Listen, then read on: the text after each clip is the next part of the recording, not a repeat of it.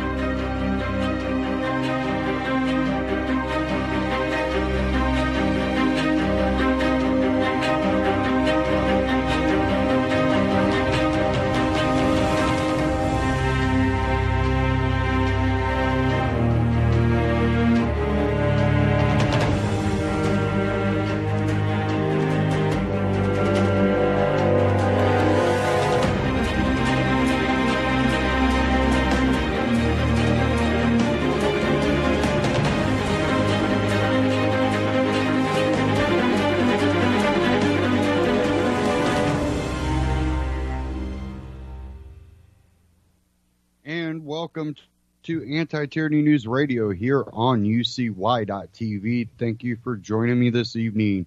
We're going to first dive into something that Attorney General Jeff Sessions decided to pursue, and that is marijuana. But the first article I want to start off with, before I kind of get into Jeff Sessions, is one out of the Libertarian Republic titled, Cannabis Expert Thinks 35 States Will Legalize Weed by 2020. Says the marijuana movement is picking up steam. Krista Whitley, CEO of Nevada-based cannabis company Altitude Products, believes and predicts that 35 states will have legal marijuana by the year 2020. I would hope by 2020 we would have at least 35 thriving regulated cannabis states, she told the Daily Caller News Foundation. I am inspired by states like Tennessee and the movements that are happening in traditionally red conservative states that are seeking out common sense regulated cannabis programs. Altitude Products provides customers in the state of Nevada with marijuana-based products from various brands of medical and recreational use. Nevada legalized recreational marijuana by ballot initiative in 2016. I had not used cannabis until I was 30, Whitley told the DCNF in an interview. I was in a car accident and I was prescribed a bunch of opioids. I felt miserable. I've never felt more stoned than when I was on muscle relaxants and painkillers. A friend recommended she try marijuana as an alternative, and she hasn't looked back since. And we know opioids have led to the heroin epidemic and opioid epidemic that has really swept the country, and especially in, parts of the flyover nation. That tends to be where a lot of factory work is done, is in the inner part of the country where, more of the shipping and the office stuff tends to happen on the coastal side. And people that get hurt in factories go to the doctor. And what happens? Here's some pain pills, usually some type of opioid. It says here, I smoked a joint and had the best week of my life. I felt more human, so that was a catalyst for me. I started doing some serious research and re-examined some of what my own stereotypes. She added, despite the progress being made on the state level, the movement to legalize cannabis is being held back by the current White House, Whitley said she slammed President Donald Trump and Attorney General Jeff Sessions as ignorant and said the next administration is more likely to make lasting changes. If our current president is entrepreneurial and a capitalist, as he claims to be, I think it would be common sense for him to deschedule marijuana. Unfortunately, I don't think that's going to happen, she said. We continue to fight at the state level, but sadly, due to ignorant leadership like Jeff Sessions, I don't foresee this happening at a federal level. It will take our next administration to get there.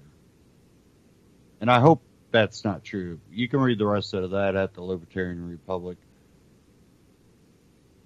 I hope that's not true. I don't think that Trump is, let's go, kick down the doors of marijuana users. I don't think it's Trump, but I do believe that in Jeff Sessions. Jeff Sessions is a big government authoritarian. He loves the Patriot Act. He loves going after anybody that he disagrees with. Authoritarian. It doesn't matter if it's their right. If he don't like it, he would like to go after it. Definitely if there's any type of law, regulation, or anything on the books. And, trying to say, marijuana's illegal. Well, I'm sorry, but how did they make alcohol legal? They had to, change the Constitution. I brought this up many times. They had to change the Constitution. Because for the federal government to outlaw it, guess what? You have to change the Constitution. Because they knew it wasn't constitutional. So, our federal government comes up with this plan. Oh, yeah, we'll put a tax and a permit or, on it, a license on it. And, well, to get the license, you have to be in possession of it. But to be in possession of it, you need the license. But I don't have a license because I'm getting the license because it's a new law. Or you better not be in possession. Well, it says I have to be in possession to get the license. But it's illegal to be in possession without the license. Well, excuse me? Any judge that is in the right state of mind and being completely honest would have to throw that out in court. That tells you how many of them are really honest.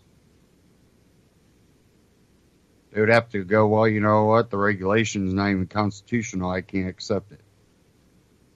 I took an oath to the Constitution. This is unconstitutional. But no, that's not what they do. I'm going to go ahead and dive in this Ron Paul Liberty Report titled, Mr. President Fired Jeff Sessions. So let's go ahead and dive into this.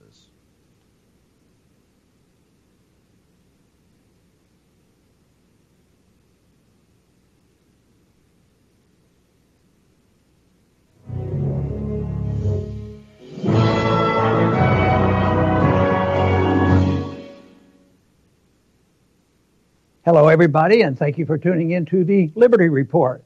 Today, the co-host is Chris Rossini. Chris, good to have you with us today. Good. I want to talk a little bit about an individual that's been in the news this past week, and there's been a lot of interest, and that is a member of the President's cabinet. He's the Attorney General, and, ordinarily, I do not volunteer too much advice for other people. I like to talk about ideas. I think if somebody doesn't ask me for advice, it's not worth much. But today, I'm going to break my own rules. We're going to give some advice here. And the advice is, Mr. President, why don't you fire this guy? Why don't you fire Jeff Sessions? He seems to be a menace. He's undoing some positive steps forward in curtailing some abuse of civil liberties. But he's taking a big step backward on this war on drugs. So I don't know, Chris, do you think we're going to be overstating our position if we're gently, but with a bit of force, to let the president know that he ought to really consider firing this guy, I don't think the country would be less well off. Yes, and many people were surprised when he hired him in the first place, knowing his record. But Mr. Trump did. And the drug war, Dr. Paul, as we all know, is universally considered virtually a total failure. But once government gets started with something, even when it's a failure, getting rid of it is very tough because of their power of taxation. They take money and they just keep pumping it into failed businesses like Wall Street or the Postal Service or the schools, and we could go on and on. So getting rid of a failure is tough. But the states have been one by one going on their own because it's such a bad failure, this drug war. And now Jeff Sessions is trying to stand in the way. That is right, and it's done more or less outside immediate consultation, even with the president, it seems, or with the Congress. But Obama had changed the rules on this. He made it so that the Justice Department could back off on these vicious enforcement of the laws that have been on the books, even though there have been attempts and laws passed where there was plenty of room for not enforcing these laws. The first one could be the Constitution because they're being enforced in an unconstitutional sense. So Obama lightens up, and that is the reason he more or less gave a green light to the states that they can start living under their own laws, which, sound like a pretty good victory for states' rights and nullification. But along comes, Sessions now, and he's reversing that. It's all done by memo. It's not even considered an executive order. It's a memo that says, okay, the Justice Department, the officials can do what they are, do what they want, and encourage them to use a strong enforcement of these laws. And it's created a lot of questions among the state officials. One having been the fact that they were looking forward to a lot of revenues, coming in from taxing this. I think that's one of the worst reasons to, legalize something, and because it's going to generate more revenue. Matter of fact, that's how some of these laws got started. It had to do with revenues, and it's because they're afraid to discuss the real issue of liberty, freedom of choice, who takes the risk, and where does this authority come from in the Constitution. They avoid this, and they generally use the power to tax. Even though the original Constitution didn't have an income tax, the authority for the federal government to tax, unfortunately, was there. So they used this, and they've been using it in the effort to regulate drugs for a long time. The Harrison Act, 1914, it was a tax act. It put a tax on, the drugs. It wasn't a prohibition because they knew they couldn't do this. And then, of course, in 1937, it wasn't a prohibition, a federal prohibition against marijuana. It was a tax that was so high that nobody could use it. And then they enforced it, illegally. And then again, I think about the Obamacare.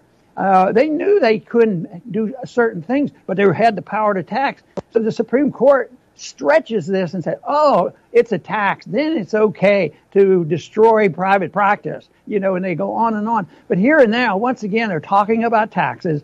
And even when they legalize drugs, to me, it's a disappointment because there's 100 different things you got to watch for, in guidelines. They never talk about who should be making a decision on taking a risk and who has the authority to be involved. Does the federal government have the authority to be involved?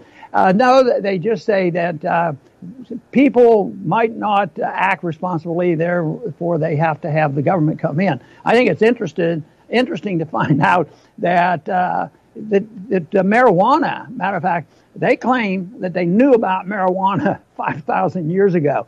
I haven't checked that out, but I bet they have been using marijuana for a long, long time. And just think, this is only recent history that these laws were written. When you think about the Real Vicious Act was 1937, and it was a tax. It wasn't a prohibition. I think also it's interesting that, when they wanted to have prohibition of alcohol, they knew they couldn't do that. That was obviously abuse to the Constitution. And therefore, what they did was they just put a tax on it because they could get away with it. And then for alcohol, they amended the Constitution. But today there's so little respect for it. So I was hoping we'd see a sort of an opening here, with the drug laws and repealed and war on drugs. A war on drugs should be called the war on liberty. And I think we'd get a lot further along if we dealt with it on principle rather than this tinkering on the edges of pretending that they really care about states' rights. No, they don't. And the way it's being liberalized is not ideal. As we all know, politicians love money, and Colorado, I read, has already collected hundreds of millions in taxes.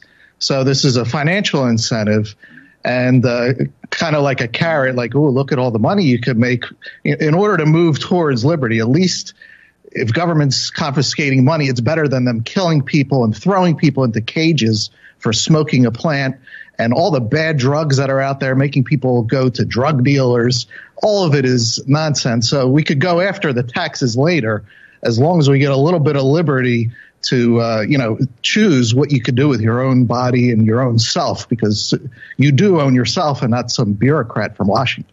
Maybe there will be some attention given to the discussion we're having today, because even this week, the Freedom Caucus in Congress, I wouldn't say they're hardcore libertarians. They certainly have libertarian leanings, and they're good conservative.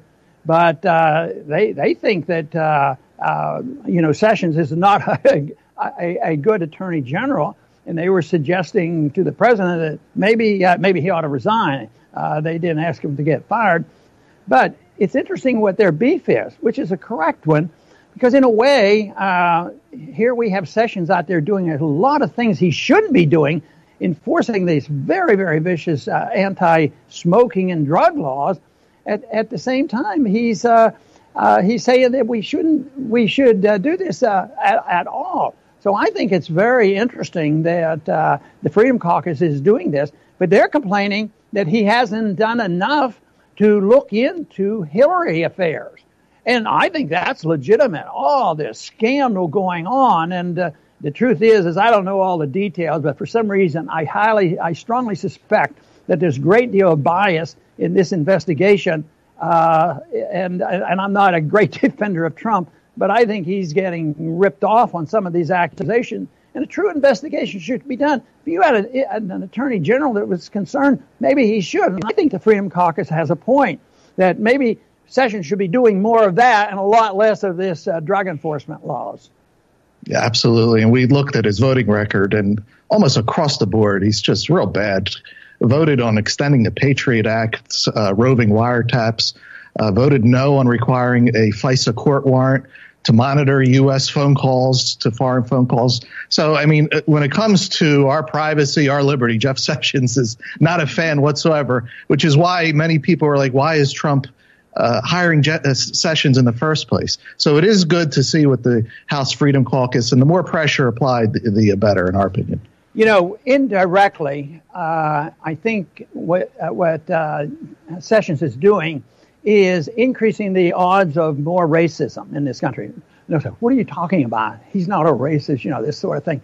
But if you look back at the laws, even back in the Harrison Act, it was motivated by the Mexicans coming over here, and they were smoking this stuff, and it was a racist issue. Even in 1937, it was racist. They were going to punish Mexican immigrants because they were using this terrible, terrible drugs. Seems like a lot of Americans have learned to use it since then. But it definitely was racism. And the laws are vicious. And this is one place where I truly believe racism exists in this country. I think it's the last place. It has nothing to do with the charges of racism from the radical left. Always saying, that the black people need affirmative action and all these things that I think are just, trying to correct a problem that doesn't exist. But I do believe it's in the judicial system. If you look at what's been happening, if you look at all the drug dealers in the country, there's 16% of them are black drug dealers. That's probably close to the population. But if you look at the arrests of people who are dealing drugs, 49% are blacks. And then if you go to the next step, what percent are put in prison? 74% of the people put in prison for drugs are black. Now, there's something awfully suspicious about that. Blacks are poor, they're in the inner city, and some prosecutor has to make a name for himself. They don't have good protection, and there's all kinds of excuses. But does that mean that there aren't problems there? There's a lot of problems. But the biggest problem is this lack of necessity to have all these laws and locking people up. And then you add on to this the private ownership of prisons. You know, you have some people for religious reasons, and you have people who run prisons, and you have people who think they're doing good work, God's work, by telling people not to do drugs. And they use all these things, but it adds up. I think it's a very bad situation. And if they expand now all these arrests and violations, I mean, Sessions has endorsed, asset forfeitures and SWAT teams and all these things that just violate liberties, which would disappear to a large degree. They wouldn't be associated with drugs anyway. So people say, well, this is crazy. Who ever heard of not having laws against drugs? United States of America didn't have them. Up until 1914, there were no laws. And how often do people go back and read the history? Sure, there was abuse. But it goes back to this whole concept of who's supposed to, decide on risk. Who's going to take a risk and do risky behavior? This is using drugs as a risky behavior. There's a risk in going to doctors giving you too many drugs, and you have to be careful. So, but risk is supposed to be managed in a free society by the individual, not by the do-gooders who have ulterior motives. So, and that, I think, is what's going on. So, in a way, I'm not predicting it's going to happen because I don't think Sessions is going to be as successful as he thinks. But I think if he is this successful, I think it will just continue this discrepancy on who's going to be arrested. And that to me is a real shame. And of course, economics comes into this play too, because the economic system we have right now encourages and endorses poverty over the benefits to the very wealthy, and poverty plays a part in this too.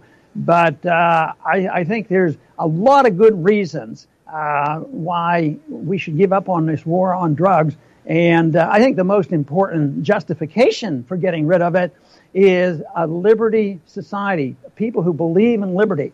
I do not believe our Attorney General has the vaguest idea what civil liberties mean, and that he in his heart probably believes he's doing the Lord's work. But he is misled, and this activity is being misled.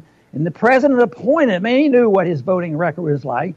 He's even criticized Sessions in public, which was pretty harsh, and people say, is this guy going to hang around? But then he goes around and supports what he does. So, but I think, Chris, maybe there's some positive things that may come of this. At least I'm always looking for the positive things that might come from an incident like this. I'd like to close on a positive note, I hope. And that's, there are people out there like Sessions, there's tons of them, and they gravitate to government when they have this lust to dominate others and tell people what to do. Government is the perfect vehicle for them. And the first place that they like to start is with our minds. And we're bombarded from all angles, whether it be in the news or Hollywood or in schools. It's all to, so that we can obey, authority. And after the mind comes, what are we left with? Our body. So that's what the drug war is a war on. Our ability to choose and what we put into our body. It doesn't have to start with drugs. They can move on to foods and everything else. So it's important for us to just say no and take control of our minds, our bodies, and live them the way that we would like to, the way that we were intended to. In spite of, this setback, I think it's going to be minor. Matter of fact, I'm going to stick to an argument I've made 30 years ago, that one day the American people will wake up and say this drug war is idiotic. That is what we did, in the 20s, and there was the repeal of prohibition, and because it didn't make any sense. It's not quite as dramatic, but it's been happening. The libertarians deserve a lot of credit for this. And the principle of nullification by the states, don't obey, don't follow, neutralize, and nullify vicious federal laws. That principle, has generally been undermined. But right now, I think it's alive and well. I don't think Sessions is going to win this. And one thing that I don't endorse is the fact that the people who are looking forward to collecting taxes will be on our side, that, that we not do this.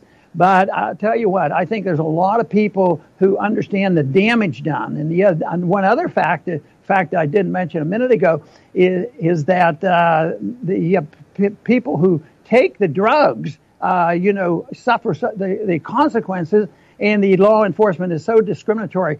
For instance, crack cocaine and powder cocaine, and that's another reason why blacks get more punishment than whites. But I think there's enough people now that have seen the detriment. A lot of people ask me, how in the world did you run in the 70s and 80s and 90s and had this position in the Bible Belt? Nobody would have answered a questionnaire at that time that the percentage of people who were for getting rid of the drug war were very, very small. But I won the elections, and my suspicion was that almost every family had been touched one way or another by the vicious violations of rights and the destruction of life by hauling kids off to prison for this. And so I think the people were further along. I always think the people were further along than the Congress. And right now, I think that movement in that direction and the realization has happened. I think we're there, and they're not going to cancel it out.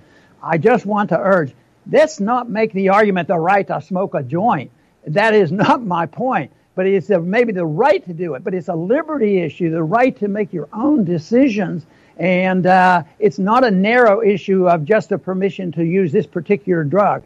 It should be the following the Constitution. This idea, the one other argument they use for the federal supremacy clause, that any kind of conflict between the states and the federal government, the Supreme Court of the land of the Supreme Court in the Constitution says so, which is a lie. Read the 10th Amendment. That doesn't say that. There's a supremacy clause that is dealing with those issues that both the state and the federal government are involved in. Then there is a conflict, like anything in Article 1, Section 8. If there's a dispute over there, that then would be the case. But no, the supremacy of the federal government has been grossly distorted, and that's why we have that monster in Washington. But anyway, I'm going to finish with a positive note and saying Sessions is not going to win because the people have awakened. He's going to hear from them. There's going to be a lot of noise made, and people who are collecting those taxes are going to see this as a time to come down hard on them. So I vote for liberty and responsibility, and that I think wins out in the long run. But if we win on this issue, we have a lot of other issues that we have to work on as well. Chris, I want to thank you very much for being with us today. Thank you very much, Dr. Paul. And I want to thank our viewers today for tuning in, and please come back soon to the Liberty Report.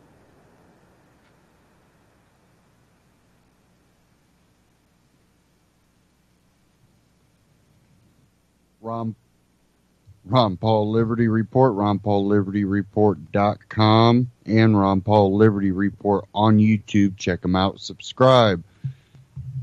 Sounds like my mic's a little low. I don't know. Okay. Now, I don't think Jeff Sessions is going to win. But, again, there's a lot of questions when it comes to, how the courts are going to handle it, if they're going to recognize state nullification. It all leans on that. But he's already basically lost in the public side for the most part. And even though I'm for people's right to choose what they put in their body, I'm really, more interested in the medical side of marijuana because of what I've seen the pharmaceutical and the healthcare industry do to people.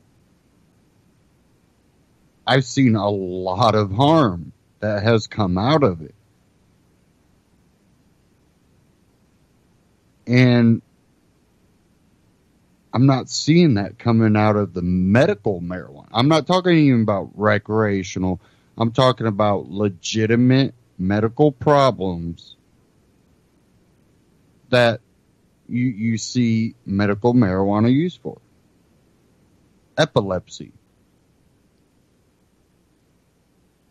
You know, when you have someone that's seizuring, 10 times a day, they go to the doctor and they're put on all kinds of medication that some of these people end up seizuring, 25 times a day. They go to medical marijuana, it's like one time a week or one time every couple weeks or a month.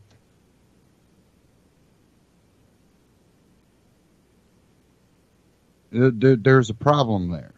There's a problem there when the pharmaceutical and the doctors legally prescribe you stuff that causes more harm.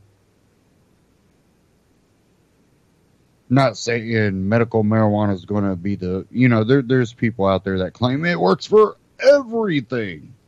No, I don't believe that. I think that becomes an excuse just to use it. Push for recreational use. Push for the government not choosing what you put in your body. I'm completely against, crack and heroin and all that. But I also don't believe the government should dictate what you put in your body. Now, if you go and get cracked out and decide to break into someone's house, you pay the price for that. Not for what you put in your body. And I don't care if it's what you put in your body that caused you to do it. You chose to put that in your body. And nowadays we know the side effects of crack and heroin and all this, these other hard drugs. So if you decide to take it anyways and you do something stupid, guess what? You pay for it. Just like alcohol. Oh, there's a legal drug that people break the law and drive after they drink too much. Yeah, the law saying you can't drive after you drink doesn't stop them, just like law saying you can't have or do crack, heroin, or any of these other drugs that are illegal. Doesn't stop them from doing it and doesn't stop them from doing the stupid stuff on it.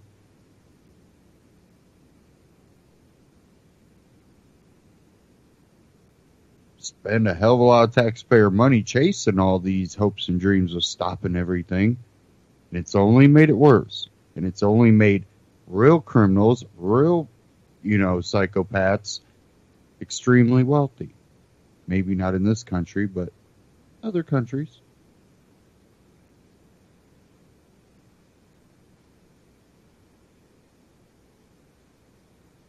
Don't you have to go after those people? Legalize it.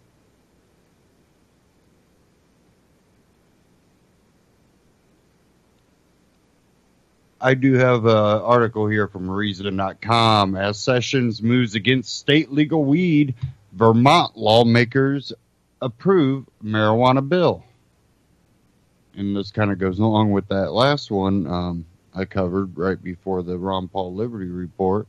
Just hours after Attorney General Jeff Sessions signaled a shift in how the federal government would view state-level laws legalizing the production, sale, and possession of marijuana. Vermont took a step toward becoming the 9th state to legalize weed for recreational purposes. The Vermont House voted 83 to 61 last night to approve a bill legalizing the possession of marijuana, sending the measure to the state Senate, where, according to local media reports, it is expected to pass. The bill does not legalize buying and selling pot, a previous effort that would have created a market for recreational marijuana was vetoed last year by Republican Governor Bill Scott. The bill approved Thursday is supposed to be a compromise with the governor's office, according to the Burlington Free Press, but Scott has not yet indicated whether he will sign the bill. In the meantime, neighboring New Hampshire could move a marijuana legalization bill this month, coming as it did in the hours after Sessions announced plans to rescind the Cole memo, the Obama-era guidance that essentially told federal prosecutors to leave marijuana businesses alone in states that had voted to legalize. It's easy to interpret the Vermont vote as an immediate flexing of federalism, but in reality, the Vermont bill has been subject to months of negotiations in Montpelier, and the timing is coincidental. Indeed, some lawmakers suggested postponing yesterday's vote in light of the developments in Washington, the Free Press reports. Still, Vermont's movement on marijuana is potentially important for two major reasons. First, legalizing via legislation is an important shift in how states handle marijuana policy. Just as politics are downstream from culture, legislators are downstream from voters' desires. Data from the Pew Research Center shows that 61% of Americans now favor legal recreational marijuana, up from just 33% at the turn of the century. Even as those numbers steadily tick upwards, and even as voters have repeatedly demonstrated their preference for legal weed via referendum, state lawmakers have been unwilling to put their names on the line and vote for marijuana legalization. This week's developments in Montpelier suggest that voters' preferences and public opinion about marijuana are finally filtering down to state houses. Secondly, the bill's success, even in the wake of Sessions' announcement, could signal a backlash against the Trump administration that counterintuitively might boost the chances excuse me, of legalization in other places. Tom Engel, editor of the online trade publication Marijuana Movement, points out that opposition to Sessions' move has come from all sides of the political spectrum: Democratic, Republican, House, and Senate members who almost never talk about marijuana except when asked about it, proactively release statements pushing against Sessions. Engel writes, by trying to launch a crackdown, Sessions might finally force a resolution to the murky gray area between state and federal marijuana laws. Legislators are geographically and ideologically diverse, as Republican Rob Blum, Republican from Iowa, and House Minority Leader Nancy Pelosi, Democrat from California, reacted to Sessions' announcement by calling for the feds to leave state legal weed alone, and Senator Cory Gardner, Republican from Colorado, announced he would delay nominations for Justice Department officials until Sessions offered a better explanation about what the policy shift will mean for states that have already legalized weed. In many ways, the GOP backlash is more important than the actions of blue staters like Pelosi or the Democrat-controlled Vermont legislature. For one, it's a signal that even some Republicans believe Sessions has stepped out of line. More importantly, Republicans control the vast majority of state legislators and governorships at the moment. If there's going to be real policy backlash against Sessions, it will have to come from Republicans, including Vermont's Governor Scott. And hopefully Vermont's Governor Scott signs that and really sends a signal to Sessions. I think it's Sessions that you have to send it to more than Trump. I think Trump's afraid to fire Sessions in the state of what everything's at right now. I think it would be in his best interest if he says screw all that and just does it. Just fire Sessions. Find someone that is more of a libertarian constitutionalist, because I think that would align with the president a little bit more. And I'll tell you why. Because libertarians tend to, spark a little interest with more liberal people and conservative people, where a libertarian can touch on the small government things that you tend to find in constitutionalists and stuff in the conservative side of things. They can also relate with things that tend to be more liberal leaning, like marijuana. Not going, hey, we like crack and heroin and marijuana. It's no, I don't believe the federal government has that right. And when you want to appeal to that and you want to appeal to the constitutional conservatives, constitutionally, that should be a state's right. It's not delegated to the federal government. That's why when they made alcohol legal, they had to amend the Constitution to prohibit. And when it failed, like the drug war's doing, they rescinded it.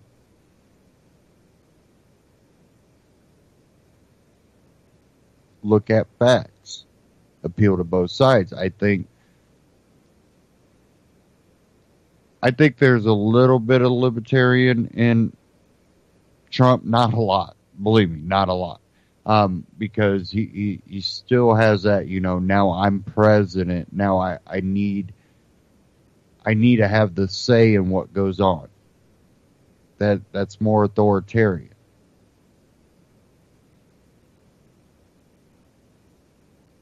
Now, we'll have to just watch and see what Congress members, states, governors, state houses, all these people start reacting to this. If we see more legislation get passed in more states, we might see something come out where basically Sessions would have to come out and go, well, we're rescinding that Obama era one, but I wrote one that basically says the same exact thing. I wasn't trying to go after no one. Even though for a lot of us that have followed politics and Jeff Sessions, you kind of know where he lands on that. He's not for it.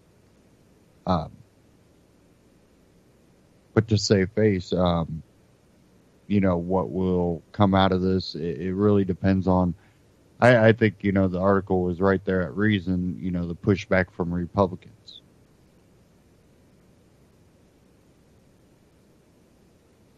Which if you're truly conservative, if you're truly constitutional and you're on the right, states' rights. That's what that comes down to. It's not whether you like marijuana, but you respect the Constitution and believe it's a state right. If that's who you claim to be, you're a constitutional conservative, then that's a state right. Just because your side's in and you're not for marijuana shouldn't overrule the sense of why the Constitution was written and why things were delegated to the states rather than the federal government. Because if we have another person like Obama in office, all those complaints you had about Obama, you won't be able to put on the next president, because guess what? You said, well, this new Democratic president, it's not respecting states' rights. The states' rights. Well, if you're for Jeff Sessions doing this, you didn't respect states' rights either.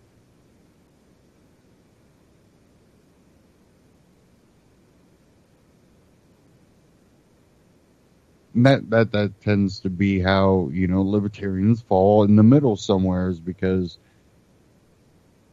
we look at both sides of it. And really, both sides should be able to go, states' rights. Simple as that. What easier way for the left and the right to come together, no matter what government wants to do, and say, no, we're standing against it.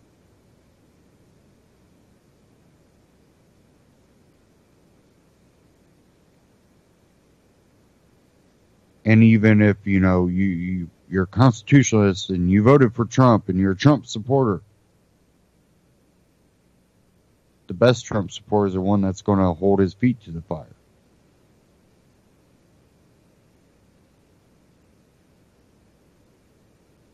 So now what's the next step? Again, we'll see what happens with Republican political leaders and see how much pushback we actually get from them.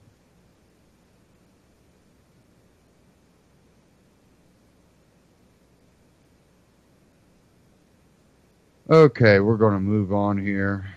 Give me a second.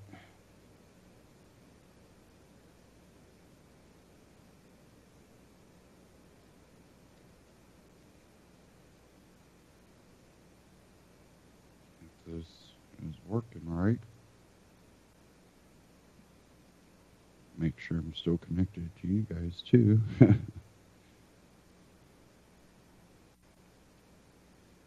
I know the internet's been a little sketchy around here, so let's see.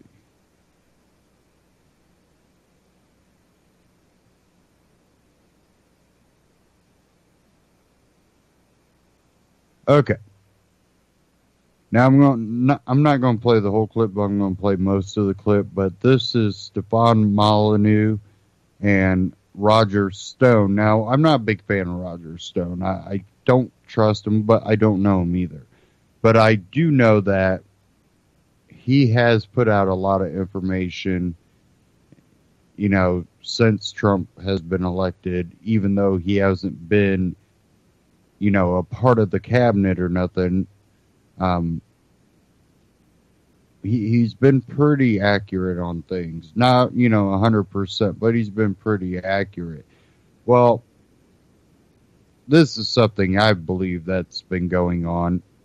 And people know my criticism of Trump, but that doesn't mean I don't think there's a deep state coup going on. And I think because they cannot control Trump. Trump is his own person. Even if he does things they like, they're not controlling it. And that scares them. And I do believe there is a deep state coup, and I could go in and explain, but that would take me long enough right there. But basically, the deep state is made up of a lot of wealthy people, political figures, world leaders, corporate leaders. It's a mix of different people, but there are people at the very top, people that control a lot of the resources, including the government. But the deep state needs control of all three branches. So that's where they're having a little bit of issue is, we don't have a puppet in the White House that will just go along with everything we want. Even though I believe he's giving them a bone here and there so he could get things that he wanted. But I think he also gets played. And I think that even though the tax cut will be good, the simple fact that it's permanent for the corporations, but a 5-year, I think it was, for,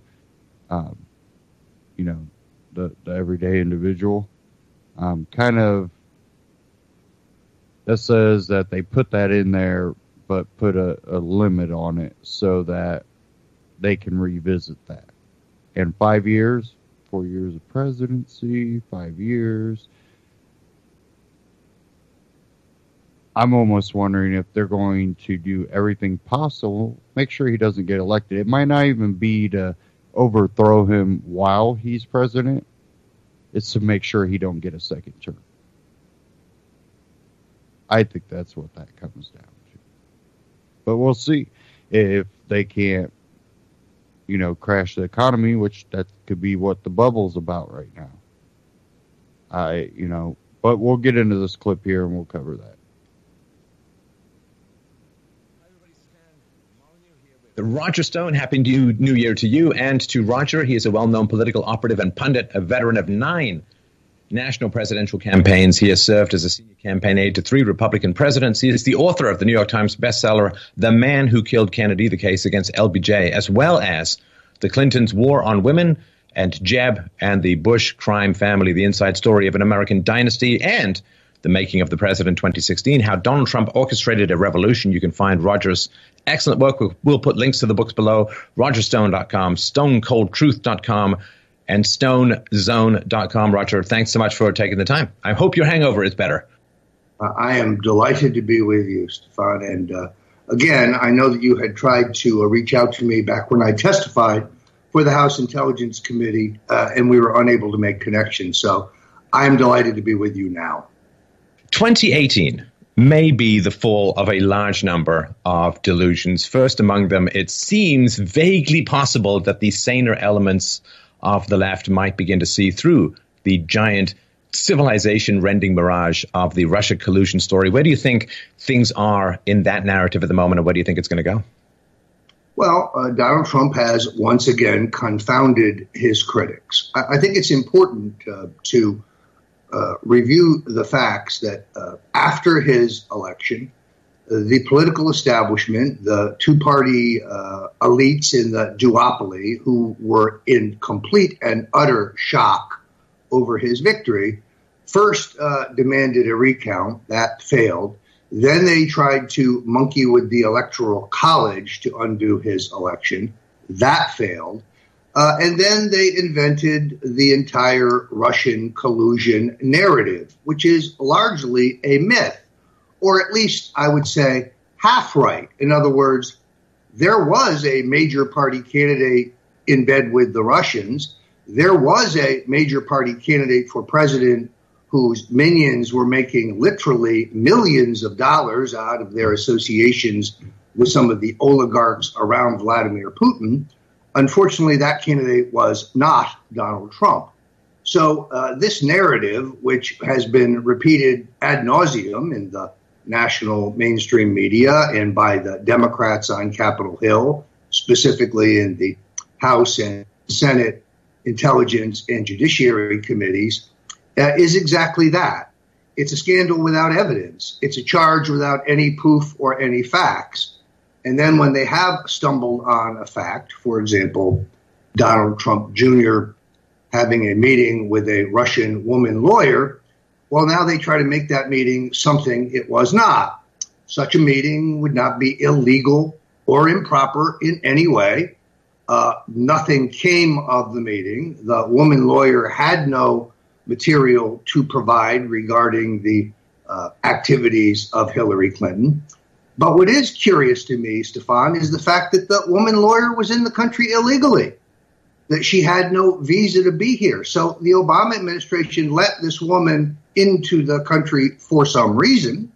And we now have been able to tie her very clearly to Fusion GPS. So what this is, in my view, was a setup. And then the Adam Schiffs and the Mark Warners of this world try to make it something it is not. The political establishment, even the sane liberals like the folks at The Nation, have now figured out that this is a giant nothing burger. There is no evidence of collusion, conspiracy, or coordination with the Russians to increase the chances of the election of Donald Trump. The American people have moved on. The Democrats, I think, keep trying to breathe life back into a phony narrative, but there is just no there. Well, I think it's wonderful that they keep doing that. I mean, you never interrupt your enemy when he's in the process of making these kinds of mistakes, alienating themselves from the voter base. And of course, the longer they pursue this particular narrative, Roger, of course, the longer they're not trying to develop policies that might be even remotely appealing to the voter base in America. And it's really wild, too, because the whole thing seems to hinge on this idea that the Russian government hacked the DNC and then released the information of WikiLeaks? Well, WikiLeaks seems to have openly said recently that Russia was not a source for WikiLeaks documents. And of course, because there's no null hypothesis, this is all crazy paranoid talk, therefore you can't disprove it. They're like, well, WikiLeaks is lying. Like, there's just no truth to be found anywhere here.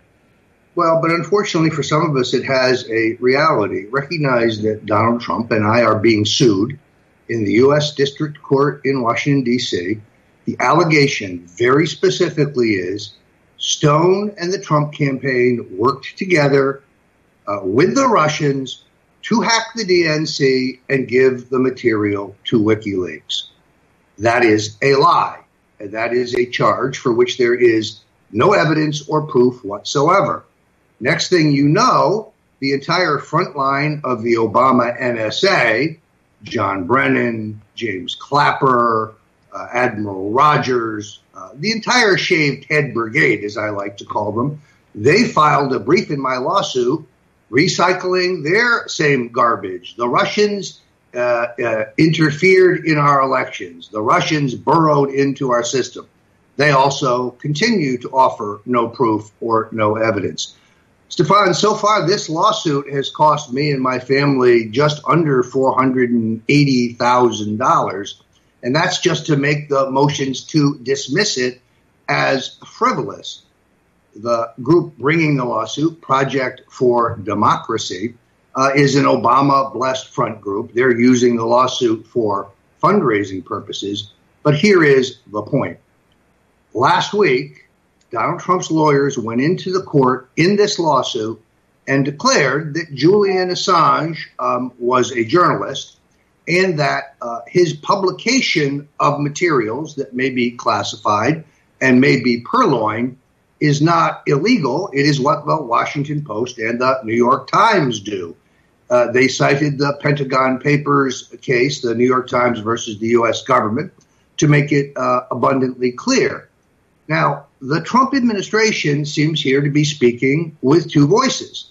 On the one hand, Donald Trump's lawyers are in court saying Assange is a journalist who's done nothing wrong, and Mr. Pompeo and Mr. Sessions are somehow arguing that Assange is a criminal and he's violated the law.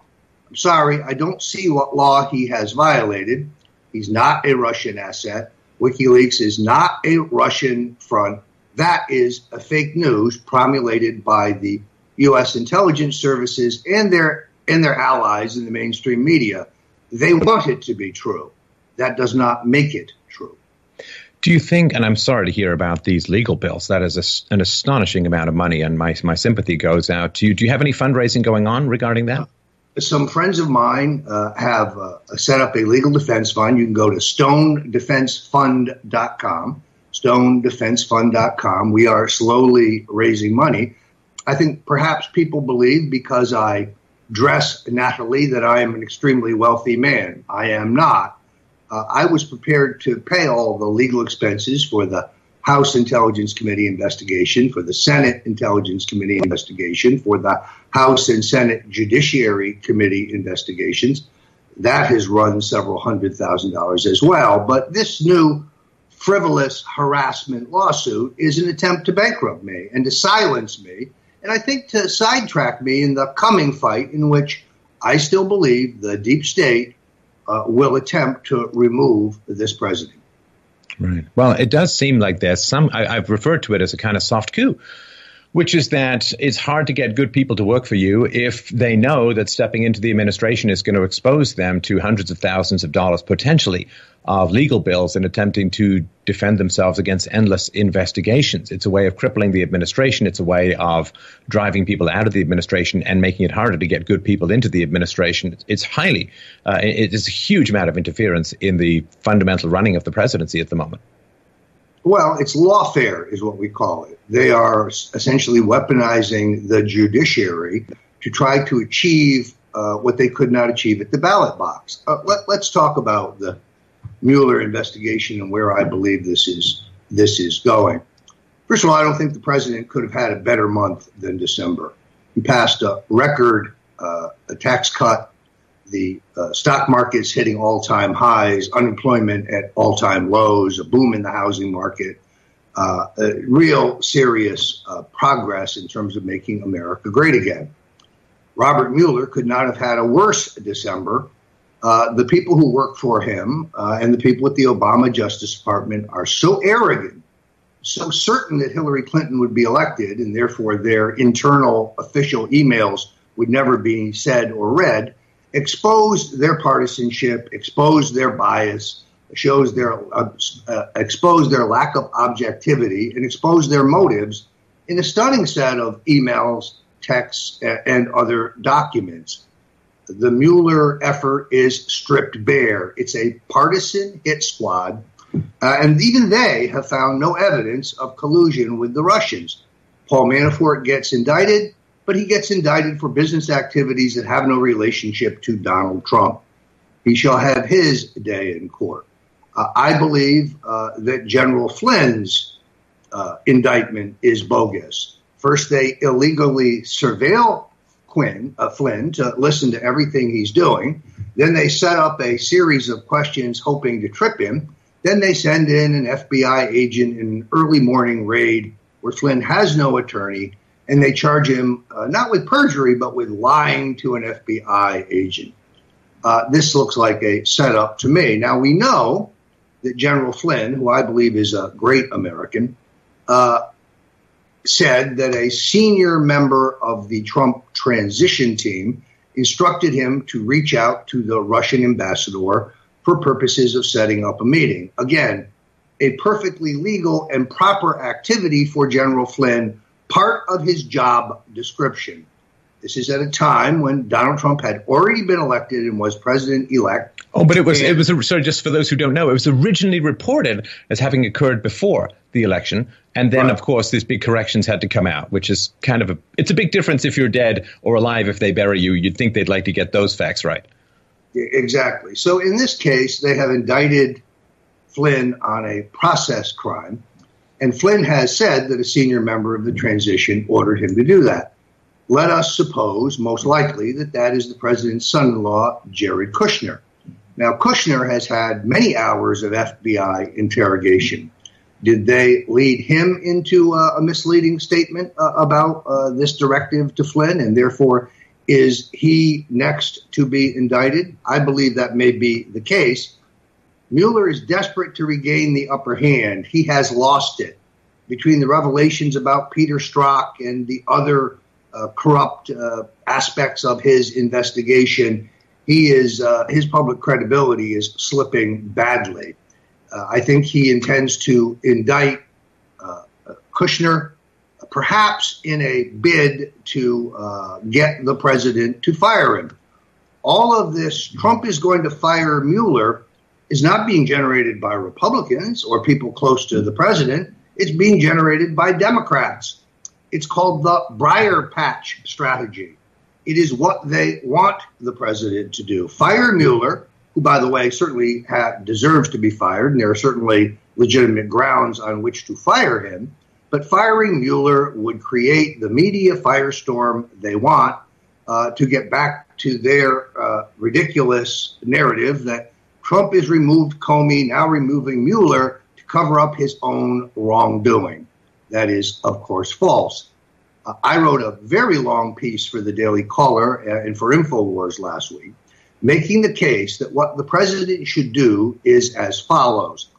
1, fire Rod Rosenstein. You have grounds. The appearance of conflict of interest with the special prosecutor he selected is grounds for firing.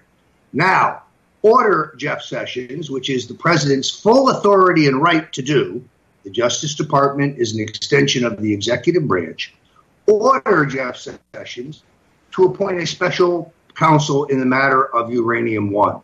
That special counsel would necessarily begin their investigation on Mr. Mueller, Mr. Comey, former FBI Assistant Director McCabe, and oddly enough, Rod Rosenstein.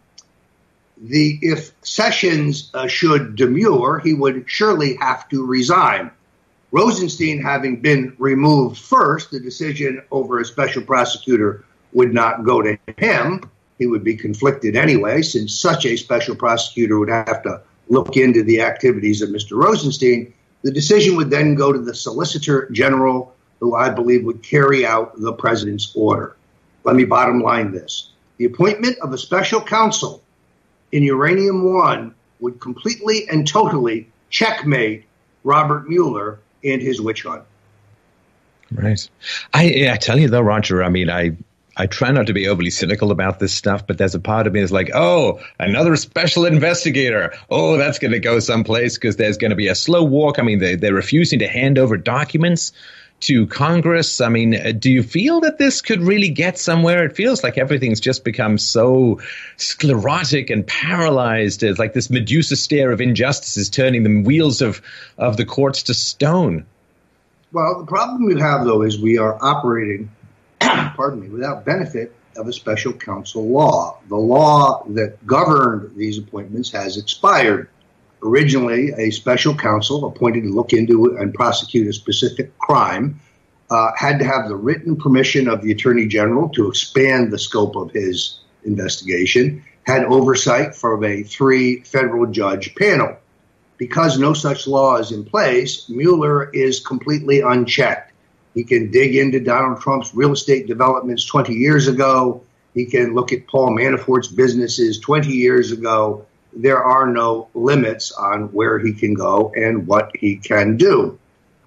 Therefore, I argue that one must fight fire with fire. Uranium One is perhaps the single largest treasonous crime in U.S. history.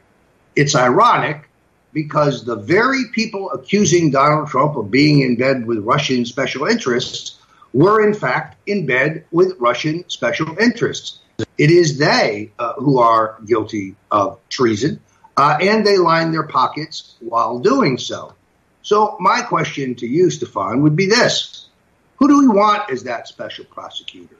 Judge Andrew Napolitano? Andrew McCarthy? Congressman Trey Gowdy, perhaps? Former U.S. Attorney Rudy Giuliani?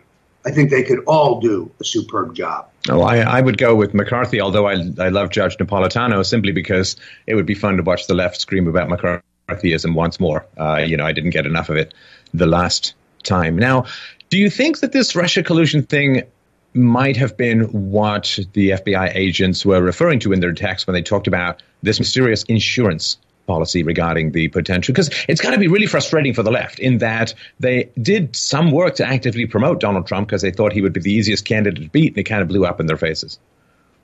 Well, if you go back to the time the Electoral College was about to meet to vote, which would have the legal effect of approving the president's election, John Podesta, the Clinton campaign manager, argued that the Electoral College needed a briefing on the collusion between the Trump campaign and the Russians before the vote. Well, John, that would have been a very, very brief briefing because there is no evidence to that effect. There's a lot of evidence that you and your brother lined your pockets. There's the gas deal. There's the uranium deal. There's the banking deal.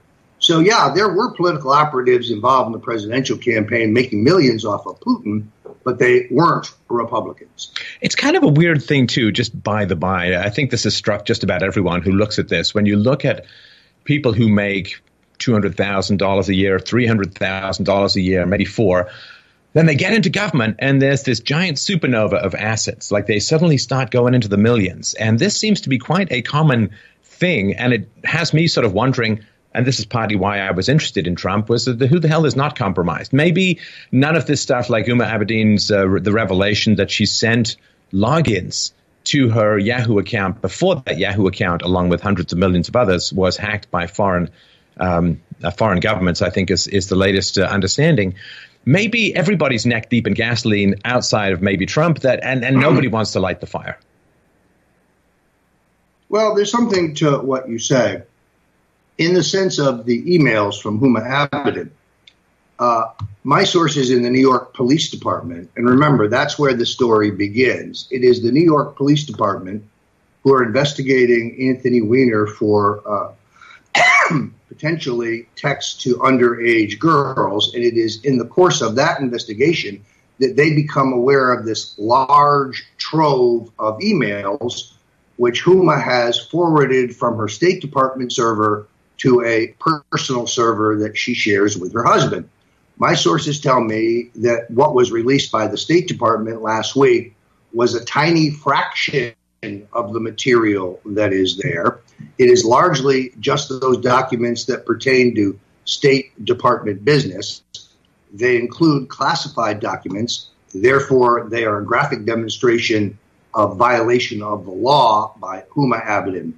But I believe that there's far more in that trove of emails. I'm told by a high-ranking member of the New York Police Department that there is evidence of corruption, pedophilia, sex trafficking, cover-up of sex crimes, and even worse, the original conjecture of the NYPD was that this was Huma's blackmail file, meaning this is the material that she compiled for her own protection if the Clintons ever decided to turn on her, as they have turned on virtually everyone who has ever worked loyally for them. What do you think is the holdup in getting this information out? Is it just too explosive? Is it still being investigated? What's the delay, do you think? Well, to answer that question, I would have to understand Jeff Sessions and the Trump Justice Department. I watched a Senate hearing when Sessions was asked when he would investigate Hillary Clinton, and he said, I can't see anything to investigate her about. This guy has all the visual acuity of Ray Charles. It is so obvious that it's absurd. There's the Clinton Foundation, a slush fund for grifters, and obviously the facilitation, the platform for the facilitation of multi-million-dollar bribes. There is the entire Uranium One narrative. There is the theft of the earthquake relief funds in Haiti.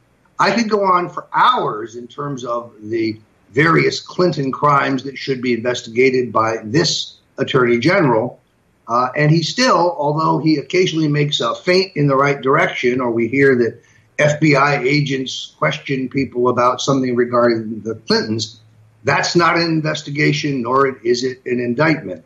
So it's very hard to know why we have not seen the rest of these emails, other than to say it right now is under the control of Jeff Sessions' Justice Department. And sadly, that means it is under the control of de facto Attorney General Rod Rosenstein. Rosenstein is running the show. He is a close associate of Robert Mueller, who gave him his first job. He is a close protege of Mr. Comey. He is a bad apple. If you go to stonecoldtruth.com, I wrote a piece called The Three Amigos that outlines the intersection of these three gentlemen's careers. The president, if he's listening, should fire Rosenstein now. Some people say, well, if he fired Mueller, that would cause a firestorm. Probably correct. Fire Rosenstein. It will be barely a bonfire. So I guess this is the anniversary month of Trump taking effective office. What's your review, Roger? How do you think he's been doing? Well, when you consider the implacable opposition by the Washington-based mainstream media, when you consider the implacable opposition of the elite leadership of both parties, when you consider the two-faced and duplicitous nature of the current Republican and House leadership, it's amazing the president has gotten as much done as he has. And it's amazing the impact that that has already had. The tax cut, I think, is a signature achievement.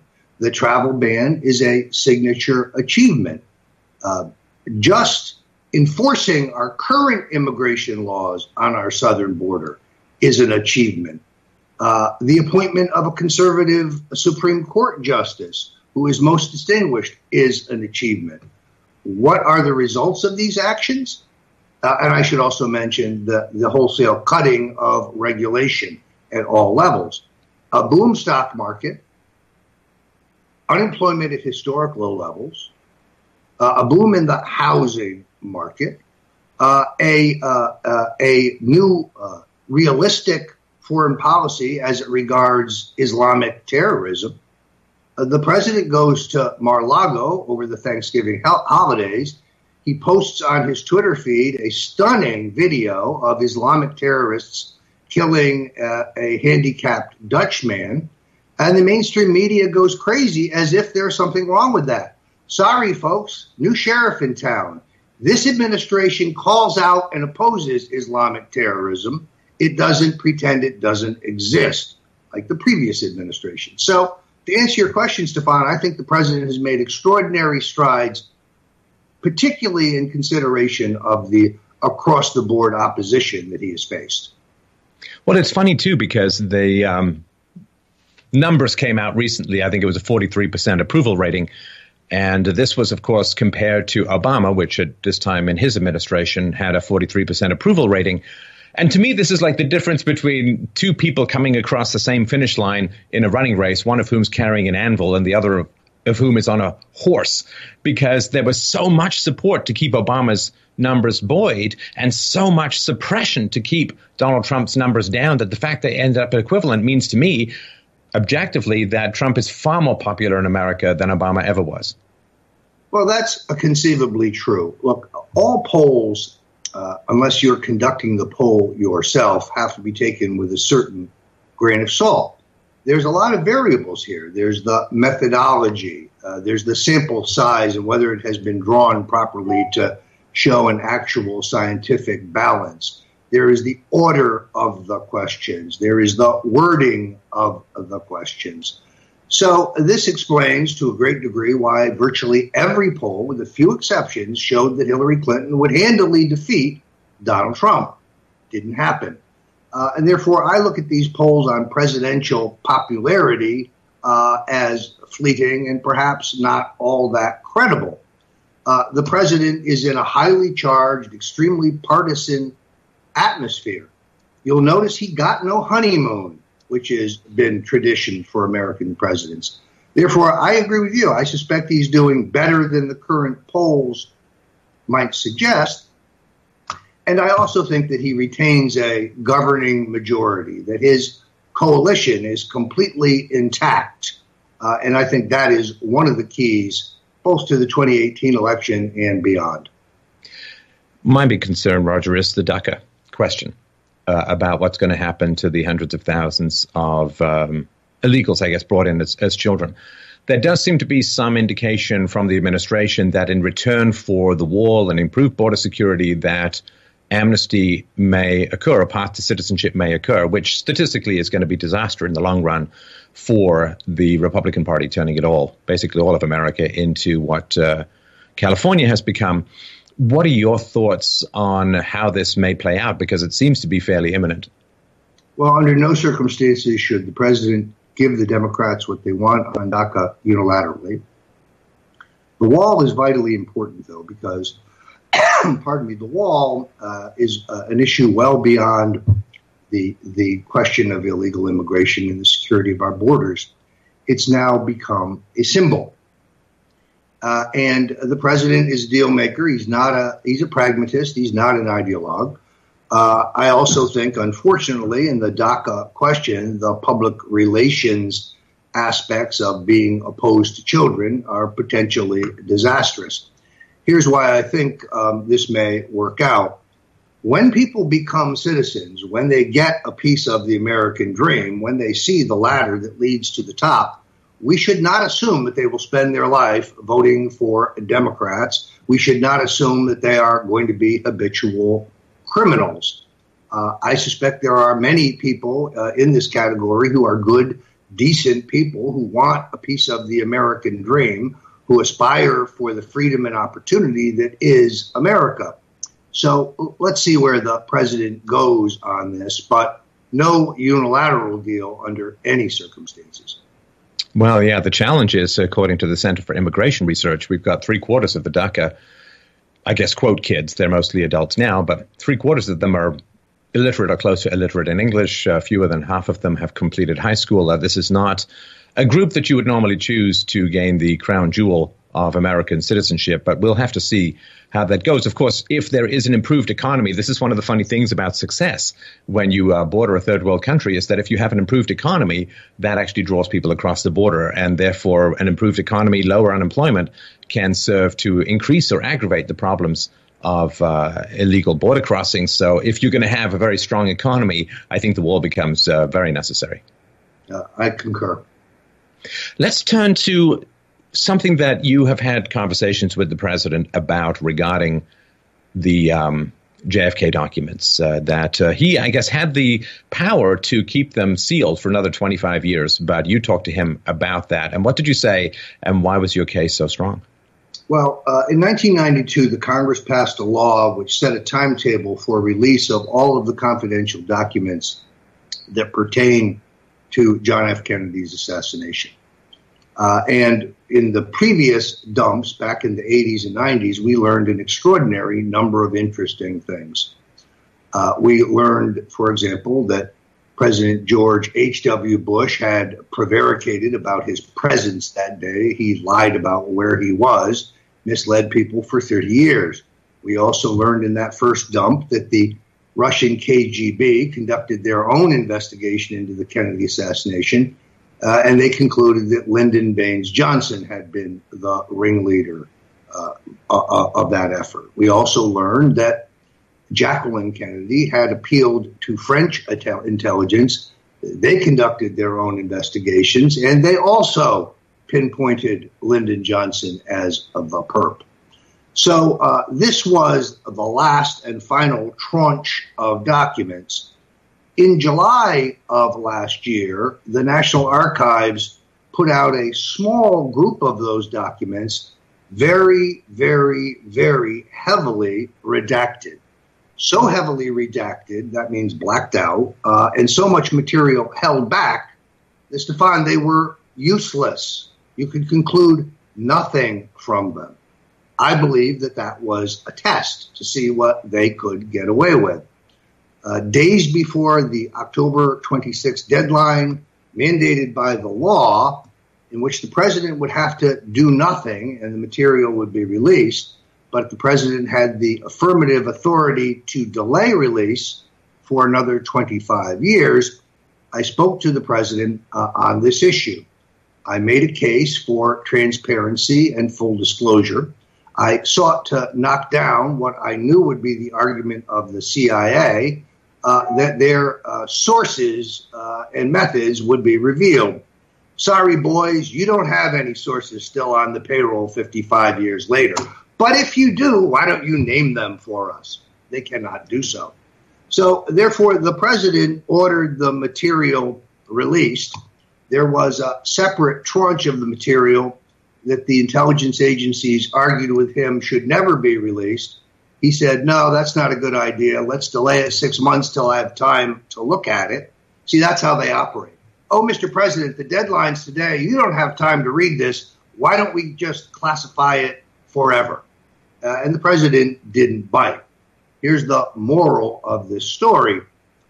The material that was released was very revelatory. We learned several things. The U.S. government's relationship with Lee Harvey Oswald was far more extensive than the CIA or the FBI had ever acknowledged. He was recruited by the CIA out of Navy intelligence. He worked as a paid informant for the FBI. He learned to speak Russian in a government language school. And he was, I think you pointed out, he was sequestered in a government agency that required extraordinarily high levels of clearance. He also was not, in my opinion, in Mexico City. Somebody went to Mexico City claiming to be him, but we have J. Edgar Hoover caught on audio tape in a phone call with Lyndon Johnson, the president, saying, well, the fella down there in New Mexico sure doesn't look like Oswald. There's more evidence of that in these recently released documents. But the government still redacted large amounts of what they did release. Here's the part I think they forgot. Under the 1992 JFK Document Release Act, any material that they redact, they must publish a explanation for why it has been withheld, and it must be published in the Federal Register by January 1st. That was a couple days ago. That has not happened. And therefore, I believe Senator Grassley and Congressman Walter Jones are going to hold their feet to the fire, and hopefully we can get even more information. The president did, in my opinion, a bold and courageous thing. Why do the CIA and the other intelligence agencies, the FBI, oppose the release of this material? After all, these are events of 50 plus years ago. The answer is simple. Because the same things they were doing then, they do now. The leaking, the lying, the fabricating, the stalling. What was happening then? Well, I would argue the deep state was trying to undermine an elected president. What's happening today? Well, I would argue that the deep state, particularly with their leaks, are trying to undermine a duly elected president. Well, what's interesting to me. Okay, I'm going to stop it there. You can check the rest of that out at Stefan Molyneux on YouTube. Check him out, subscribe, and check the rest of that video out. And, government willing to expose their false flags, they don't like doing that. It makes them hard to keep their little charades up, because we know they do false flags. They've done it in the past. It comes out declassified later on down the road. And even though it doesn't awaken the mass populace, you have enough people that come across this type of information and they go, well, they're able to lie about this and this and this, and well, it went down the line. I don't have any more current declassified information about a coup or a false flag or, whatever. But history's showing that they keep doing these type of things. So why should I believe it just stopped just because we don't have any more declassified information that exposed it? And that's the thing. It takes, multiple presidents down the line, usually, to declassify this information. And they use it, basically, to make someone look bad or to justify why now they need to do something else that's, of course, not usually a good idea. But I really believe that the deep state will make up lies, make up, accusations, incidents, and all this to undermine Trump and to tarnish Trump, even with, the economy's doing better. This is doing better. That's doing better. It won't matter because they'll never make that stuff look good. And for the people that are on the fence that might watch a little bit too much mainstream media, they're going to be like, it was. I don't remember it being this bad under Obama. Well, if all you watched was Fox News, since that was the only channel that would speak out against Obama on the mainstream media, you might have heard it there. But when all the other networks lean left, and you're someone that, I get my news from multiple sources. I check NBC, I check ABC, I check, all the other, Huffington Post, and I check multiple sources. You check multiple leftist sources that all are saying the same thing. That'd be like if I looked at all libertarian or constitutionalist type information. I don't. I give myself a headache reading all the information. Sometimes I get surprised because I actually agree with mainstream media on something. But of course, then I see more spin-off where that one legit argument is overshadowed by a whole bunch of BS. And a lot of people are claiming that's kind of how this new book that's out about the Trump presidency, many are saying that that's basically what that is. It's things taken out of context, things interpreted, things that just didn't happen like it's portrayed.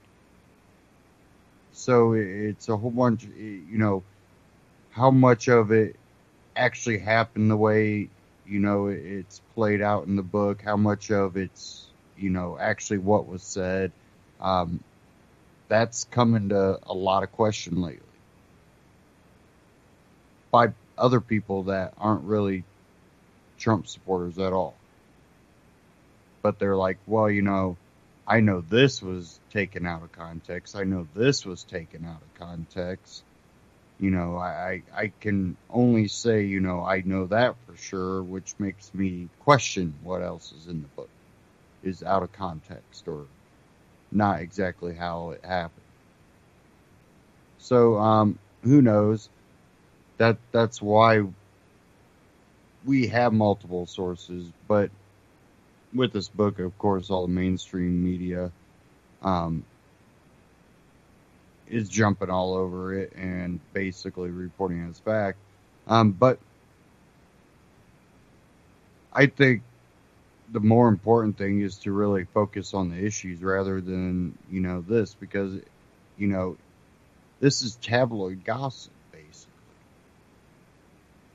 What's actually going on, what laws are being passed, what foreign policies are actually, going on, what, legislators are doing, what's actually happening rather than what someone said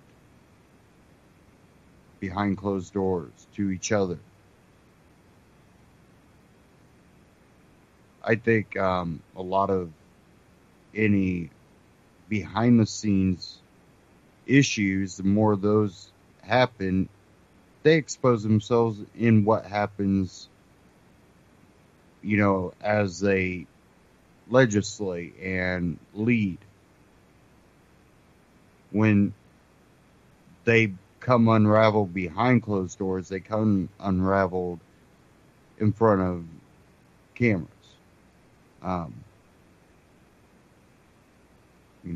Look at Nixon, look at Bill Clinton.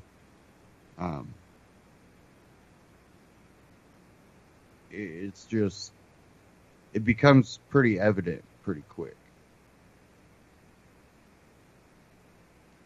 Okay, where are we sitting on time? If I can get to this last one. Yeah, we should be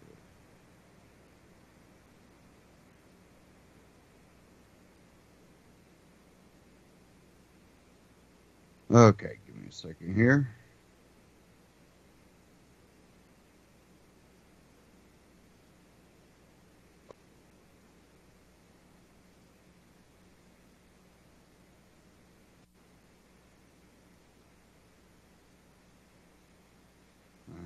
Maybe.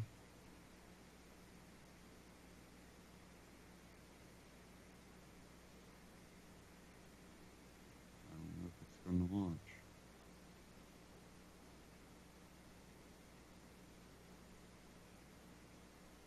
Okay, we're having technical difficulties here. Maybe. We'll get it figured out here real quick.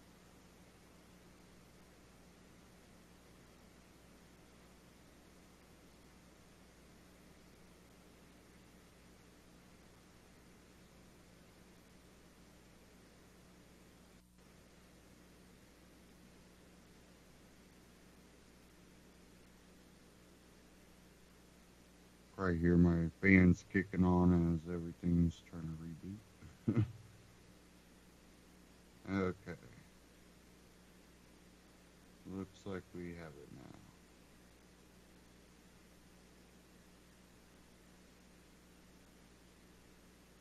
now. Okay, cool, we're back up.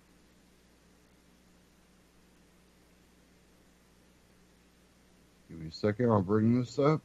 Okay, here we go.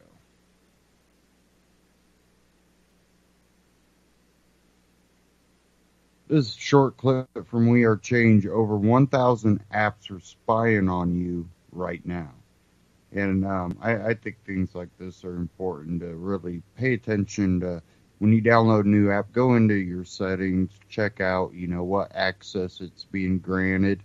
Because a lot of them default access to things they don't need access to. And you can, I know on iPhone, you can change that and disallow the access to information. So we'll get into this. And it's all moving. Okay, here we go.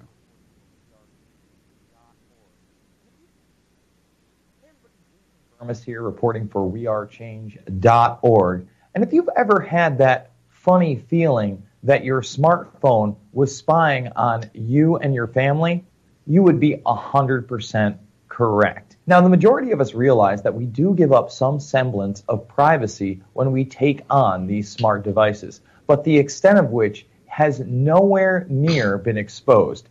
And what we're about to go over today is really just a small sampling of what is going on. Now, the majority of you out there will not be familiar with a software called Alfonso that rides along more than 250 games in the various app stores between Google and Apple. This app is able to access and does access your microphone even when the app is turned off. Through ACR, or automatic content recognition. Our ACR is embedded in all kinds of mobile apps that people use in the living room. Social media apps, gaming apps, news apps, a variety of them.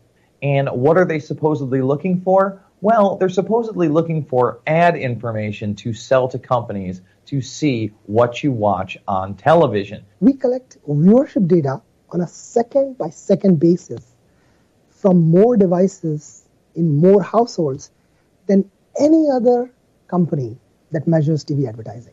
Every time a show or an ad is aired, it is indexed by Alfonso using very sophisticated machine learning and computer vision to accurately identify all the information that's important. Now, again, a lot of these are children's games, so they're literally spying on your child's TV habits. On top of that, when this information is accessed, it's also cross-referenced with your location, yes, your GPS service that's always on, and even some of the movies and other entertainment that you watch. So again, this can be used in a big data sense for companies to better advertise to their consumers. Now, of course, it doesn't stop with games. There are over 1,000 apps that contain this software, and it can even detect when your phone is in your pocket and not in use. However, in my opinion, this is really just a small sampling of the amount of Big Brother technology that's out there and being used in our smart devices, whether it be our televisions, our phones, or even our tablets and laptops. Many people are aware that the Vault 7 data dump showed that our smart TVs were indeed spying on us on behalf of the NSA. Could your TV be spying on you? If you've got an internet-connected TV, that might be possible. Secret documents show how the CIA have turned TVs into bugging devices, giving the capability a code name, Weeping Angel, named, it seems, after characters in the Doctor Who TV series.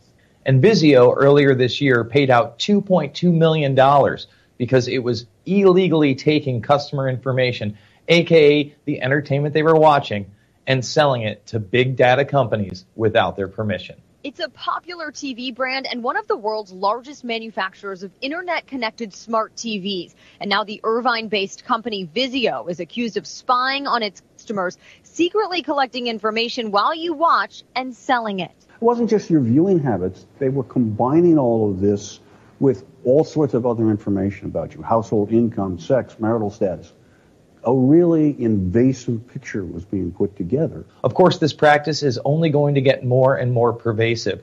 And if we are not careful, we will have no semblance of privacy whatsoever in our day-to-day lives. As always, if you like this video, please share it on social media. Follow me on Twitter at Jason Burmis. Hit the subscribe and like button. And please, folks, go to wearechange.org. Make that donation. It's only through your financial support that reports like this one are possible. We Are Change, wearechange.org. Check them out. Subscribe. Now, I've talked about this before. They've been doing this for a lot longer than they even admit. And the thing is even when, we were talking about, smart TV spying on you and stuff. People are taping, duct taping a camera on the top of their TV going, oh, yep, my TV's spying on me now, being, comical about it. And then it comes out, oh, they're actually doing it. There's a lawsuit about it. So, again, another conspiracy theory that turned out to be true. There's other manufacturers that basically they put it in their little fine print that, this TV can spy on you, basically. What that company did, though, was even beyond just, listening to music in the background to hear, or, paying attention to what you're watching and what you're watching on one of your movie apps or whatever on one of these smart TVs. That one went way beyond that. But even, the other ones, when they tell you, don't do anything in front of this TV you wouldn't want everyone to see. If you decide to get butt naked by this TV, you are risking it getting out. So that becomes a little scary. I always tell people, watch where and what and who, when it comes to your cell phone. My camera on my laptop, it's always had something over the camera. Every laptop I've had that's had a built-in camera has had something over it. This was way before, Zuckerberg. We've talked about on the show way before all that came out. Again, we were conspiracy theorists. And then Zuckerberg, puts out a picture, then they look in the background and he's got something over his camera. Oh my gosh, it's real. And everybody's like, oh yeah, you got to put something over the camera. But I've been saying that for years.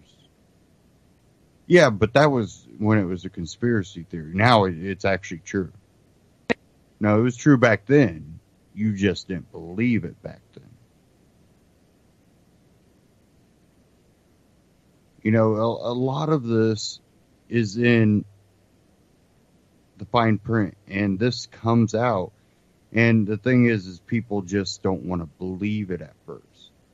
I just went and spent, what's a smart TV now? It's, $700 for a 62-inch or, whatever size.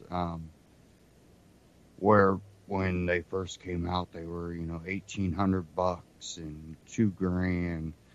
People are, you spend that much money, you're living in denial because, well, you just spent that much money on that TV. You don't want to believe that it spies on you. You want to enjoy not having to hook something up to your TV to be able to watch Netflix like I still do. I don't have a smart TV. And the device I hook up doesn't have a camera and doesn't have a mic unless I plug one in. I don't do the smart TV thing. Don't need that in my house.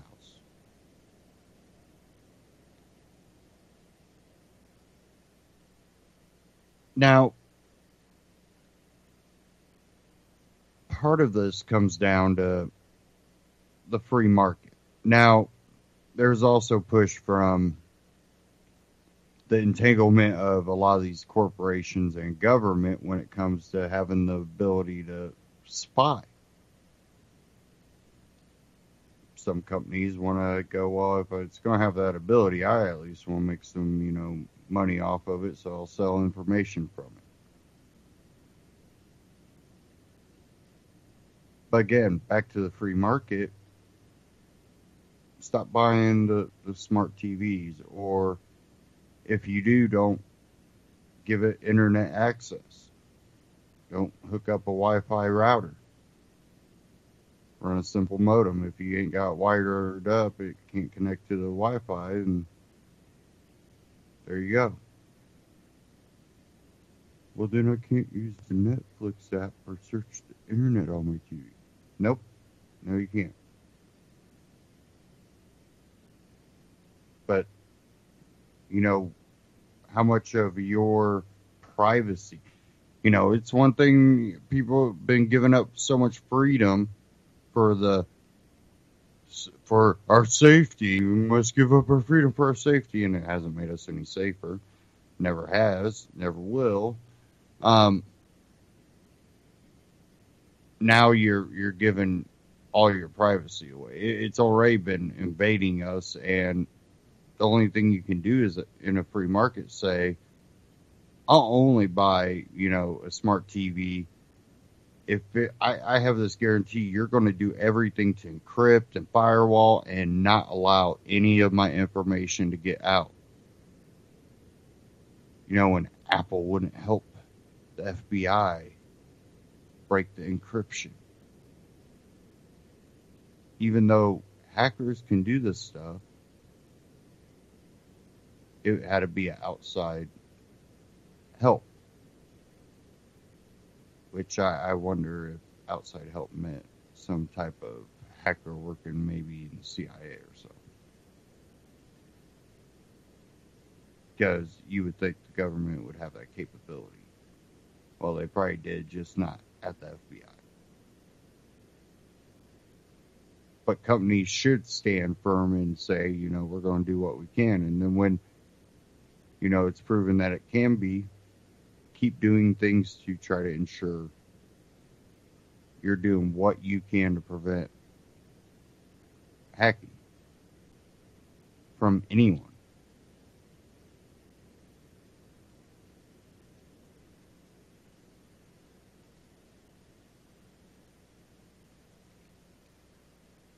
Okay, sorry, give me a minute.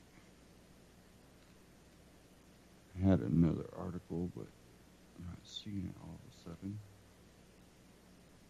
Oh yeah, I rebooted.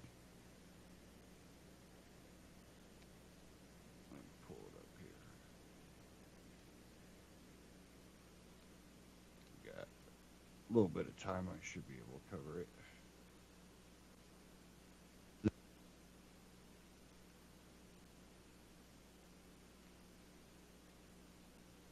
Okay.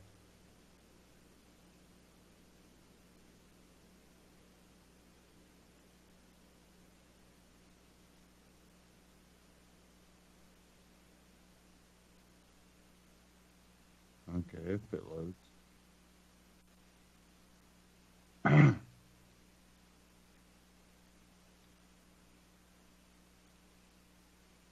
This one, what is hate speech?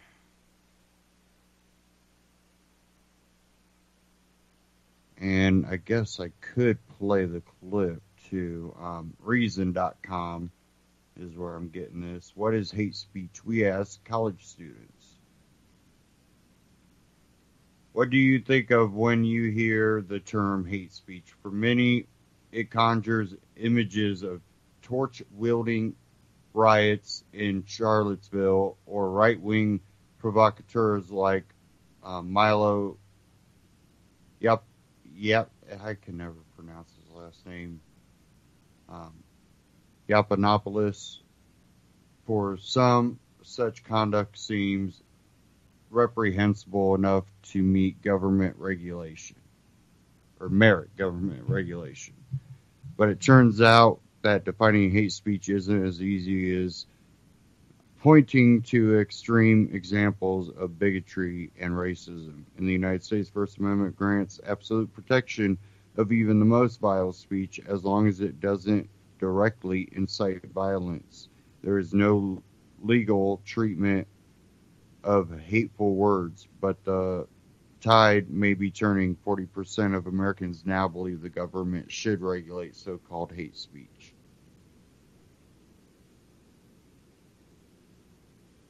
And I'll play this clip real quick since we do have just a little bit of time. I won't play the whole thing. It's about 6 minutes. We asked college students at the University of Southern California. If somebody uses a racial slur, that's hate speech? Yeah. I think that would be a reason to, like a crime. What if somebody says Muslims shouldn't be allowed into the U.S.? Yeah, that's hate speech. What if somebody denies the Holocaust? No, I don't have any understanding for that. You shouldn't be able to blatantly lie about something, especially like the Holocaust. A female comedian says men are scum. I don't believe that's hate speech. All white people are racist. No, I would say no. I don't know. The First Amendment grants absolute protection of even the most vile speech, so long as it doesn't directly incite violence. I hate white people. All of them. Every last iota of a cracker, I hate it. But is the tide turning in America? 40% of Americans now believe the government should regulate so-called hate speech. But it turns out that defining hate speech is easier said than done. Everyone thinks this is hate speech, this is hate speech. Many who advocate hate speech laws in 2018 seem motivated by what they see as the rise of Trumpism. Build that wall. And hateful rhetoric on the right. And college campuses have become the epicenter of the free speech debate, with incidents of college students shouting down and even physically attacking controversial speakers becoming an increasingly common occurrence. So we talked to students at the University of Southern California about free speech and hate speech. One common refrain on campus is that hateful speech is actually equivalent to violence. Do you think hate speech by itself is an act of violence? I do. Yeah. You know? Your words can't physically harm someone. I think violence is more than physical. It's emotional, psychological. If hate speech is violence, maybe it makes sense to regulate it like Canada, Australia, and most of Europe do. Many of the students we spoke to seemed open to the idea. I think if people could understand the power of words, then maybe hate speech as violence could help us have restrictions that are not damaging or that could stop at a certain place. Those kind of opinions are better said, left unsaid, because it just incites violence and hatred among everyone, you know. Are you in favor of regulations that would stop people from doing that or that would make that a crime? Yeah. I would have no problem if it is regulated. But then who determines what constitutes hate speech? While most respondents to a recent poll agreed that hate speech is immoral, 82% said it would be difficult to ban because people can't agree on what is hateful. Could people form a consensus around whether these things are hate speech? Definitely not. I think it would be really hard to agree. And so does that give you pause and, make you think maybe the regulation would not do what I would hope it would do? Yeah. Obviously that would be ideal if something like that could be into place. I just don't really see how it would be. So I'll give you an example. So there was a French comedian and he was jailed for an anti-Semitic joke. Would you support that type of action? No. Advocates of hate speech laws often say that racists cloak themselves in the veil of free speech to attack vulnerable populations. Having free speech is a great right for everyone, but when the more powerful have it, it's going to obviously work to their advantage more than the less powerful. But social media provides examples of how speech codes often backfire and hurt the very minorities they are intended to protect. Facebook and Twitter are private companies free to ban whatever they deem to be hate speech, but their attempts to do so have resulted in bans of feminists saying that all white men are trash, and the platform suspended rapper Lil B for posting that white people are the only ones who really love their guns. You can tell they are violent people. Hateful speech might be hurtful, stupid, or just plain wrong, but if we deprive ourselves of the opportunity to hear it, we also lose the opportunity to rebut it. and the person who's willing to speak forbidden words gains a special power. When Austria imprisoned historian David Irving for Holocaust denial, he was greeted with a hero's welcome by a crowd of 10,000 in Budapest shortly after his release. The government had turned him into a martyr. In America, attempts to shut down or shout down speakers have almost certainly backfired as well, by boosting the visibility of provocateurs like Milo Yiannopoulos. They're bringing drugs, they're bringing crime, they're rapists, and some, I assume, are good people. Trump saying any of these things should definitely be regulated because he has so much influence in him saying these in speeches and stuff. Trump saying things about minorities like Hispanics and women and Muslims. Does it concern you that if the government is the one that's regulating these things, that people like Trump would be the one deciding what is protected speech and what is not? Yeah, of course, that's another concern. Granting the government the power to decide what's acceptable to say presumes that what brings us closer to the truth is not the free exchange of ideas, but the wise decision-making of politicians. And many of the college students we spoke to agreed that being exposed to challenging and even threatening ideas is an important aspect of the intellectual journey. And what do you think about people shutting down speakers on campuses? I don't like that at all. Honestly, I follow a lot of what goes on at Berkeley, where they like protest and not how these far-right speakers come. I think that's dangerous, to be perfectly honest. Here at USC and on college campuses, it's important that we hear everything we possibly can, whether that be something that we don't like or something that rubs us the wrong way. I think it's important that we hear it because we're going to go out into the world and we're going to hear it there, and it's important that we're able to hear it here and form our own opinions and our own ideas. And you can check out We Are Change for that. You can also find on YouTube, or not We Are Change, Reason.com, and Reason on YouTube, Reason TV on YouTube. Check them out, subscribe on YouTube, check out Reason.com. I have a lot of good articles. And, you know, you find this when you challenge more open-minded people, you can tend to ask questions too. You can have a conversation with, and the way they approached that, you know, was really a good way not to start some type of conflict, but to really just, okay, you agree with this, well then who would do it? Well, government would have to do it, you know, okay, and, you know, well, Trump's government and you don't like what he says, but then he would be in charge of regulating speech, or, you know, who would be in charge, you know, see how it could backfire. Maybe government shouldn't regulate, and do you agree with them shutting down, you know, protests or speeches by protesting and rioting? No, because I think we should hear multiple sides, so then we probably shouldn't, you know, try to regulate hate speech, because guess what? People interpret different things as hate speech. Kind of no-win situation. And I think for the most part, the majority of people are good-hearted. A lot of what divides us is the simple fact government's involved with our lives and tries to dictate to us. They dictate through our tax dollars. They dictate through regulation, thuggery, using federal government agents to go after things that are legal in a state.